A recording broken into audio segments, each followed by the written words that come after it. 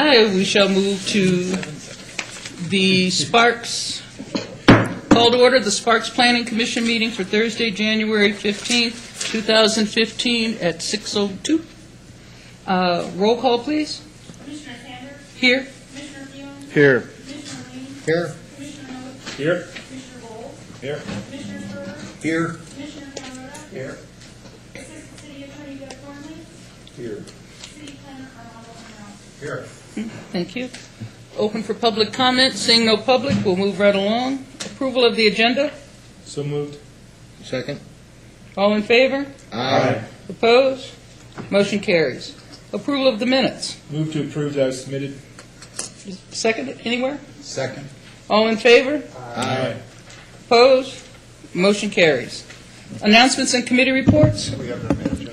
Informational items? We do anticipate having a planning commission meeting on February 5th. We will keep you apprised if that changes.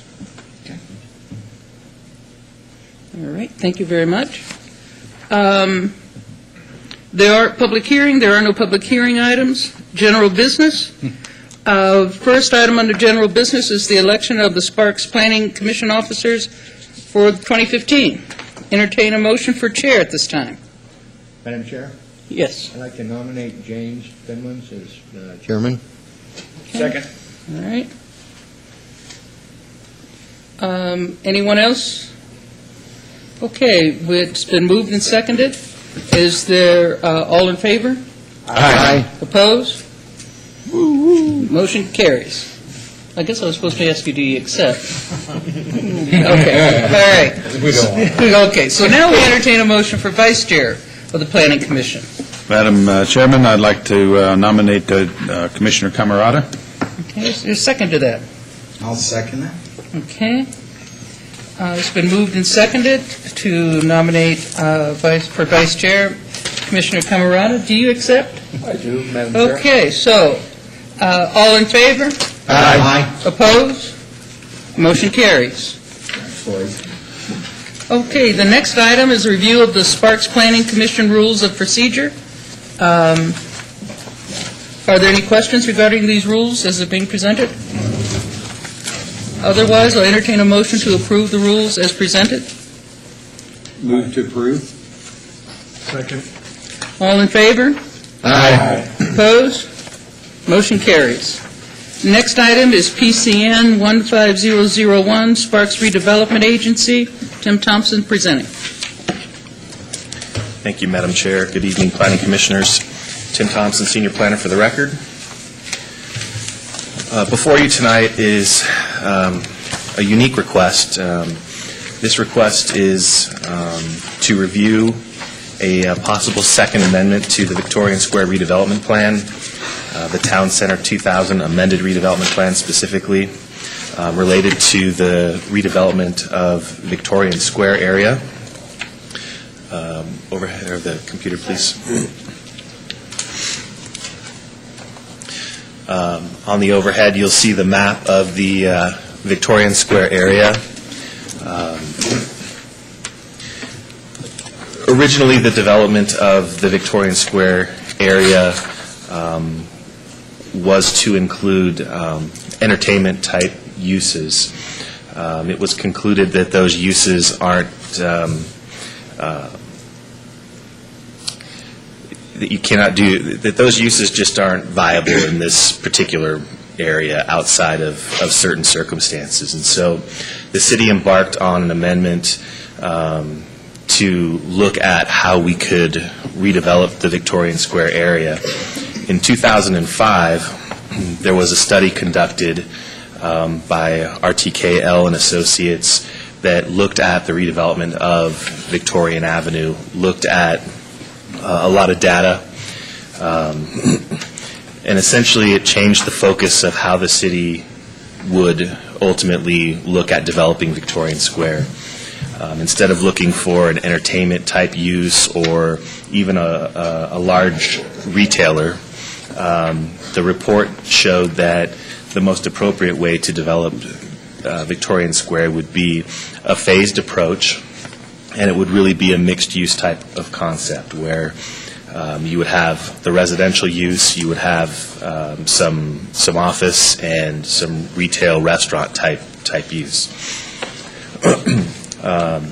This amendment is not intended to change that focus at all. It's really intended to take into account some of the economic challenges that we've faced since the 2005 amendment. So, over the last 10 years, I think we all know we've gone through a significant recession.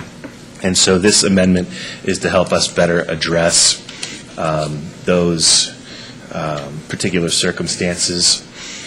Specifically, what is changing is the uses on the properties. And on the overhead, you'll see there are properties that are color-coded. The green property, the focus for those properties is multifamily residential and/or live-work type units. The orange color is multifamily residential, office, and/or retail uses. The blue is parking, and then the yellow is retail, office, multifamily residential uses above the ground floor. So if we go to the actual development plan itself from 2005, what you'll see on these next couple of pages are the phased approach. And this is phase one, and you can see these areas here are being developed as residential, which are consistent with what you're seeing on the amended plan. In front of the theater, on either side of the theater, you have mixed-use retail space. And then on this particular parcel over here, there was some additional residential. However, what the new plan will reflect is this area here remaining as parking, and then the area to the south being in the orange color would be multifamily residential, office, and/or retail type uses. As we go on to the next page here, you'll see this was phase two, which is really the area along Victorian Avenue and then the parcels that are on either side of the plaza. These were, again, mixed-use type buildings with office and retail, restaurant. There was a civic function. There was anticipated that there was a possibility that City Hall could be relocated down there. And then as we move on to phase three, you get to the other properties that are to the west, and then the area that fronts along Victorian, just west of the Bourbon Square Casino. The phase three had two alternatives. The first was this parcel remaining parking. It would have been in addition to that existing structure, or the alternative was some additional residential, or I think live work units is really what was really being anticipated down there at the time. So that's really the phased approach that we're trying to take. Again, the actual development and when that development occurs will largely depend on the developer, the economics, the users. The city has entered into an exclusive negotiating agreement with a developer to actually develop what would be Parcel 3, Parcel 13, and then Parcels 21 and 22 into multiple family residential units. And then also Parcels 23 and 24 have the potential of being included in that project, pending some negotiations with another property owner within the district. This particular developer is also proposing to develop pads 4 and 6, which are on either side of the theater. The ground floor would consist of restaurant retail space. Above the ground floor would be multiple family residential, and then behind the commercial on the first floor would be a parking garage to provide for the parking for the residential units above. And then parcel 9 over here, which the developer, as far as I understand, has been working with EDON and some other local agencies to, in an attempt to lure a type of office user to this particular parcel. However, at the end of the day, that may not be feasible. So multifamily residential or retail could be viable there. The most important aspect of your review tonight is the determination that these particular changes to the overall development plan do not affect the city's master plan or require a master plan amendment. And the uses that are proposed on the development plan that you see overhead are consistent with the city's transit-oriented development corridor area plan and the uses listed within that plan for the downtown Victorian Square area. Staff does not believe that these changes necessitate an amendment to the city's master plan, and you'll see that specifically outlined in your motion.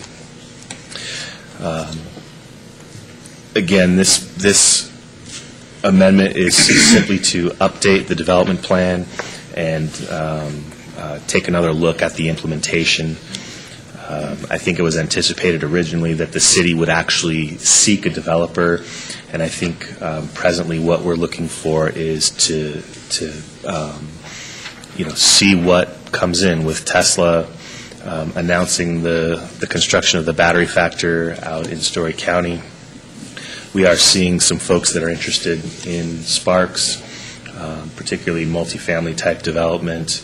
However, I think the hope here is, at least in the Truckee Meadows, is that Tesla will actually draw in office-type users, research development, those types of companies that would actually locate here in the Reno-Sparks area and not in Story County. And so the implementation of the lost my train of thought. So I'll wrap up. I'll be available for any questions. Tim, so what he more or less is doing is giving the agency a little bit more flexibility to okay certain projects to come in, correct? Yes. Basically? Yes. And one other question, is the agency still going to go with the Victorian theme? Do you know?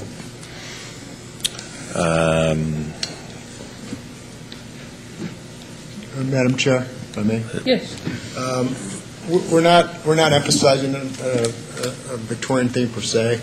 I think there's a statement in the 2005 plan which still remains in place, and that is from an architectural perspective, we're essentially looking for contemporary interpretations of pre-World War II architecture. So the Victorian theme was by and large abandoned, if you will, architecturally with the 2005 amendments, and so we're not dictating that in these amendments either. Is there an outside group or group that actually reviews and approves what they submit? There is not. There wouldn't be in this case. And in that same vein, approving this tonight does not change the us seeing renderings or anything else that would move forward, or does it? It would not, no. They would still come to us? Actually, no. That's the question. The development would be under a site plan review, which is the administrative review process, so that would not come to the Planning Commission for your review. And I'm assuming because you're asking for approval that you're comfortable with that? Yes. Yeah, I think it's important to point out that we're not specifically talking about that particular project tonight. What we're really talking about is the more broad development of the square. Are we, I'm not sure that I'm particularly hung up on that, but are we giving up that site plan review? Would that have come to us previously? No. Okay. Again, the property is located within the TOD, the Transit-Oriented Development Corridor, and provided that the applicant meets those particular design standards, I mean, they're still subject to those design standards, and the uses, and the uses in this case don't require any type of discretionary entitlement, then the applicant can move forward with the project through the site plan review process. And some of you may recall the trade-off was we're going to streamline the process. We'll process things faster, but in exchange, we've got some design standards that are going to be a little more restrictive than what you would find in the city's design standards manual. And so there was a little bit of a trade-off there of we get a better project, a better product, and they get the developer goes through the process faster. Is this project large enough by the measures that we use that it will go to as a project of regional significance? I don't believe so, no. This is more or less like you're explaining, like the apartments that are going to go, or the multifamily housing down by Walmart, across the way, though? Remember, we didn't review that one here, and then Right. it went to regional, and we didn't review it there? Right, the project on the northeast corner of Marina Gateway in Right, Lincoln. yeah. That project was over 900 units, and this particular downtown project is at about 240 units. The threshold is 625 units. It's 187,500 gallons of sewer. It's 6,250 average daily trips. Good grasp of the facts. So Congratulations. impressive. So no, this project wouldn't trigger any of those thresholds where it would require a project of regional significance review by regional planning agency. But it's the same, with the site review, right? Correct. It would be Yeah. the same process as Same process. as those apartments. Yes. The trade-off. Right.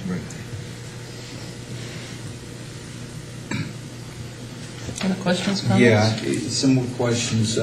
Again, like you said, it would still have to meet the TOD requirements for that, including densities and including what is in the TOD requirements for this district. Okay. Yes.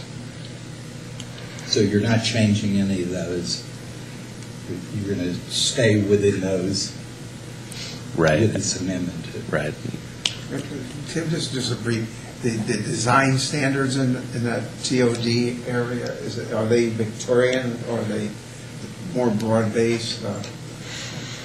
I won't go so far as to say that they're Victorian. However, the focus is really on materials usage and articulation. The way that the TOD works is stucco can only be used as an accent material, so the focus is really on brick, stone, batten board type siding. So the focus is on the use of good quality materials. There are requirements to really look at the surrounding adjacent developments and try and incorporate some of the similar elements and materials. So I won't go so far as to say is that they're Victorian themed, but I think that some of the design that you'll see would be reflected in the new buildings. Those standards would carry over to this area? Presumably you have to meet the standards of the TOD, so those would be the same standards that would be here, a little bit more. Right. This particular project would meet those standards. That would be, I'll say, more of an upgrade from what you would see from our design standards applicable to the rest of the city. So if Jethro wanted to come in there, presumably Ferris wheel and all would not fly. Oh, absolutely, it'll fly. That's wonderful. Tim, I know that we're not talking about tonight, but is the potential project dependent on a successful negotiation with the owners of 23 and 24? Dependent upon, no, but it would certainly help the project. Thank you. Kim, let's get back to these groups. Okay, so the ones in yellow, I'm trying to say, those have to have retail on the bottom floor, right? Yes. Okay, but the ones in what I guess is orange, the ones in orange could be, it says and/or retail, or it could be strictly multifamily. Yes. So what we're doing now is allowing, so those could be just multifamily with nothing on the bottom floor in those areas. Right? Correct. I think what you're alluding to is, I think the original plan was intended to have buildings that contained a mix of uses. Exactly. And really what we're doing here is allowing each use to stand on its own, so that there isn't necessarily a requirement that this residential component have office or retail use included in it. What you have is you can have in this case, a multifamily development that will bring in a population that would then help to support any retail or commercial type use that would follow. Almost like the chicken and the egg argument. Do you need the services before the people will come, or do the people need to be there before the services will come? Right, that is a change in that from what you had before. It's Right. what I remember in the old. Other questions, comments? Madam Chair, Yes. I guess one comment regarding the strategy for implementation. I think Tim has spoken about this already a little bit, but I think in 2005 we still anticipated, and in fact the plan called for, the phasing and implementation plan called for the agency to acquire all of those other properties that we don't currently own or didn't own at the time, because we did acquire a couple of properties after the adoption of the 2005 plan. We see that approach as being unrealistic 10 years later, for a number of reasons, one of which is, we're sitting here in 2015. The life of this redevelopment district actually ends in 2023. And so, that sort of longer-term outlook where you might contemplate that you would, pursue an acquisition strategy, there's really not a lot of time left for that.